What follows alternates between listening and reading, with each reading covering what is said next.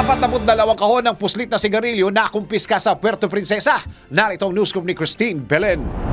Nasabat ng mga otoridad ang 42 kahon ng mga smuggled na sigarilyo sa Inagawan Sub sa Puerto Princesa. Kinilala ang suspect na si Mark J. Andrade 12, 34 anyos. Ayon sa Puerto Princesa City Police Office, nagsasagawa ng oplansita ang mga operatiba ng City Mobile Force Company sa lugar nang dumaan ang kulay gray na van na minamaneho ni 12. Nang inspeksyonin ito ng mga otoridad, doon tumambad ang mga smuggled na sigarilyo. Sa kasalukuyan, patuloy ang kanilang pakikipag-ugnayan sa Bureau of Customs upang matukoy ang kabuuang halaga ng nasabat na kontrabando na ngayon ay nasa kustodiya pa rin ng pulisya. Mahaharap sa kasong paglabag sa Republic Act 10863 o an act modernizing the Customs and Tariff Administration. At para sa Newscoop, ako, si Christine Belen, nagbabalita ng tama, naglilingkod ng tama.